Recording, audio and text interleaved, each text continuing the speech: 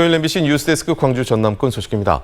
코로나19로 인한 사회적 거리 두기가 완화되고 가을 나들이철이 되면서 숙박업소들도 모처럼 매출 상승을 기대하고 있습니다. 정부 차원에서 여행 숙박 할인 혜택을 지원한다고 해서 그 기대는 더 커졌지만 정작 지원이 대형업소에만 집중되다 보니 영세 숙박업소들은 오히려 고객을 빼앗기게 됐다며 영업난을 호소하고 있습니다. 임지은 기자가 취재했습니다. 8년째 광주에서 게스트하우스를 운영 중인 배미경 씨.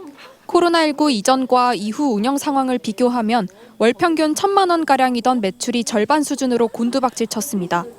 업소 운영을 위한 최소 경비와 숙박 플랫폼 수수료까지 내고 나면 남는 게 없는 실정입니다.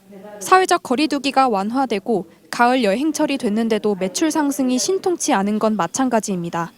어쩔 때 이제 인건비도 안 나오고 적자 날 때는 저희가 이렇게 임의로 적자를 저희가 메꿔야 돼요. 그래서 대출도 받기도 하고 했었는데. 여행과 숙박업계의 어려움을 해결하기 위해 정부 차원에서 긴급 지원 대책을 마련했습니다. 문화체육관광부와 한국관광공사는 코로나19로 주춤했던 지역 관광 사업을 다시 활성화하자는 취지로 축제 가는 달이라는 할인 행사를 기획했습니다. 객실 가격이 7만 원 이상인 숙소를 예매하면 3만 원 할인 쿠폰을 선착순으로 지급해주는 방식으로 업계를 지원하는 행사입니다. 국내 5대 숙박 플랫폼 업체가 참여했고 올 한 해 총 18억 원 규모의 예산이 투입됐습니다. 그런데 어찌된 일인지 영세 숙박업주들은 영업난이 더 심각해졌다고 호소합니다. 객실 대부분이 7만 원 이하라 지원 대상에서 빠졌고 이번 행사로 인해 여행객들을 오히려 빼앗기는 결과로 이어졌기 때문입니다. 좀 어떻게 보면 지금 반대로 가고 있는 거죠. 역행하고 있는 것이죠. 예. 그래서 어려운 사람은 더 어렵게 되는 거고 또 기존에 좀 어느 정도 규모가 있는 기업들은 그 업소들은 조금 더 좋은 환경에서 영업을 할 수 있게끔. 한국관광공사가 3년째 진행한 할인 행사의 경우 영세업소도 혜택을 받을 수 있도록 이벤트가 기획됐지만 올해 관련 예산은 이미 상반기에 동나버렸습니다. 숙박업 규모를 고려해서 유연하게 예산을 편성하지 않다 보니 영세 사업장은 지원은커녕 피해를 떠안게 된 것입니다. 안타깝게도 이번 이 프로모션 때는 적용이 안 됐던 게 사실이고요.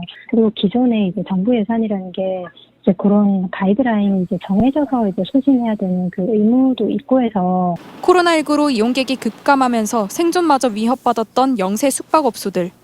현실을 외면한 정부 지원 정책 탓에 언제쯤 불황의 터널을 벗어날지 막막하다는 하소연을 쏟아내고 있습니다. MBC 뉴스 임지은입니다. 하토야마 유키오 전 일본 총리가 오늘 전라남도 진도군에서 열린 외덕산 위령제에 참석해 과거 일본의 식민지 지배와 잘못된 행위 등에 대해 사과했습니다.